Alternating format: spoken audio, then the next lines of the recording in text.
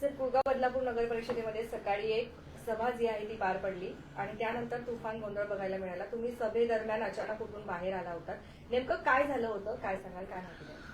स्वप्नाली मागच्या 7 तारखेला 27 तारखेला नियोजन समितीची बैठक लावली होती आणि त्या बैठकीचे नियोजन सभापती संभाजीराव शिंदे हे आहेत. त्या सभेमध्ये 10 विषय झाले होते आणि ती सभा पुढे ढकलून ती आज ठेवण्यात आली होती. तर आज ती आजची मला वाटतं 6 तारीख आहे. या 6 तारखेला आज ती सकाळी सभा चालू व्हायच्या आधी मागच्या 2-3 सभा झाल्या त्या ठिकाणी. त्या प्रत्येक सभेमध्ये काय चाललं होतं की कोणी सदस्य यायचा आणि सभेला बसायचा आणि काही वायफल चर्चा करायची आणि कोणतेही विषय घ्यायचे मधल्यामध्ये. त्यामुळे मी त्यांना रिक्वेस्ट केली की बाबा ज्या काही सभेला जे सदस्य या नेमणूक केलेले आहेत आपण तेवढ्याच लोकांना या सभेला तुम्ही बसण्यात यावं, बाकीच्यांना नका. याच्यासाठी मी सकाळी नगराध्यक्षांना पत्र दिलं होतं आणि विनंती केली होती आणि मी आज तीच संभाजी शिंदे यांना त्यांच्यासमोर कॉपी ठेवली आणि सांगितलं की सन्माननीय नियोजन सभापती, तुम्ही जर का ही सभा चालवायच्या आधी जे सदस्य आपल्या ह्या आजच्या मीटिंगला असतील, अजेंड्यावर असतील, तितक्याच लोकांना घ्या, बाकीच्या लोकांना तुम्ही घेऊ नका. तर बोलतो नाही नाही, कोणी बसू शकतंय, कोणी चालेल. असं म्हटलं असं चालणार नाही. नाही, आम्ही आमंत्रित केल्यात. म्हटलं मग माझे सहकारी रोहनजी बोलले तुम्ही रोज कोणालाही आमंत्रण कराल. तर असं आमंत्रण नाही. आमंत्रण कोणाला केलं जातं जो खरंच आपल्याला कन्सल्टंट लागतो. एखादा कन्सल्टंट असेल बाहेरचा तर त्याला गाईड करण्यासाठी किंवा काय त्रुटी असतील त्या त्रुटी निवारण करण्यासाठी आमंत्रित केला जातो. अशा पद्धतीने आज त्यांनी बेकायदेशीर सभा घेतल्या, मागच्या सुद्धा 3, ह्याच्यावर सुद्धा आमचा आरोप आहे आणि आज सुद्धा घेण्याचा प्रयत्न केला.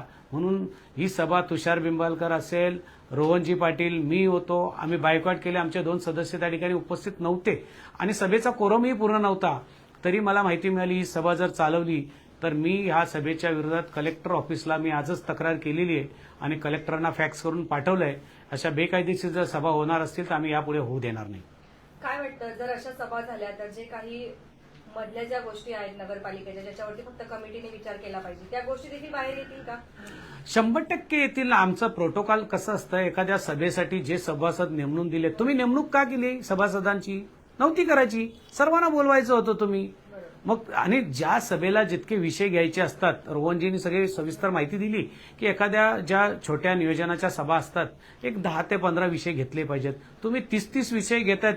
ज्या काही नगराध्यक्षांना राईट्स आहेत ते विषय पण तुम्ही याच्यात घेताय आणि सगळ्या सभागृहाला तुम्ही दिवसभराचा कामकाज करताय. आज त्यांना तिथं अधिकाऱ्यांना काम करायला सुद्धा वेळ देत नाही. अशा पद्धतीची सभा जर घेतल्या तुम्ही आणि त्या बेकायदेशीर सभा घेतल्या तर हे चुकीचं आहे.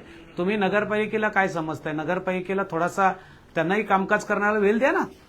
सर, ज्या वेळेला कुठली सभा घेतली जाते पहिले एक नियोजन केले जातं, एक पत्रक काढले जातं आणि सगळ्यांना फॉरवर्ड केलं जातं की या टायमाला ही सभा पार पडणार आहे, कोण कोण उपस्थित राहणार आहे. तुम्हाला माहिती होतं की बाकीचे सदस्य पण जे कमिटीमध्ये नाहीये ते पण तिथे उपस्थित राहतात? हो, माहिती होतं. आम्हाला ही गोष्ट माहिती होती आणि मी मागच्या सभेत सुद्धा मी स्वतः जेव्हा आरोग्याची मीटिंग चालू होती तेव्हा संभाजी शिंदे उपस्थित होते. मी त्यांना सांगितलं, संभाजी शिंदे तुम्ही उपस्थित नाही राहू शकत, आम्हाला त्रास होतोय, तुम्ही बाहेर जा, आम्हाला याच्यावर चर्चा करू द्या. आमचे जास्त संभाजी शिंदेच बोलत होते. त्यांना सांगितलं तेव्हा मी तोंडी सांगत होतो म्हणून त्यांनी ऐकलं नाही. म्हणून शेवटी आज मला लेखी देऊन त्यांना सांगावं लागलं की असं नसतं. कोणत्याही जो कोणी पीठासीन अधिकारी असतो त्या सभेचा नियोजित हे असतो त्याला सांगावं लागतं की अरे बाबा असं नसतं की कुठल्याही नगरसेवकाला. त्यांनी सांगितलं की त्यांचा विषय, अरे प्रत्येकाचा विषय असतो ना.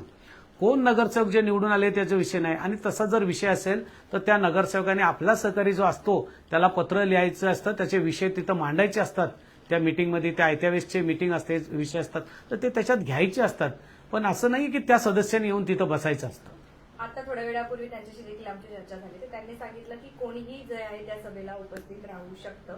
आता इथून पुढे आपण काय करणार आहोत? त्यांना सांगितलं तुमचा कायदा काय म्हणतो, तुम्ही कायदे पंडित आहात ना, तर तुमचा कायदा काय म्हणतो नगरपालिका ऍक्ट तुम्ही वाचा आणि आम्हाला सांगा. तर त्यांनी उलट मला चीड का आली, त्यांनी उलट मलाच झापलं आणि सांगितलं की तुम्ही कायदा का नाही घेऊन आले.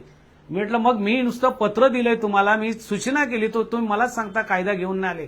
मग मला त्याची चीड आली आणि मी बाहेर पडलो आणि मी बायकॉट केलं. सांगितलं ही सभा तुम्हीच चालवा तुमच्या मनमर्जीप्रमाणे, जर तुम्ही करत असाल तर ही सभा आम्ही चालू देणार नाही. असं करून आम्ही बाहेर पडलो.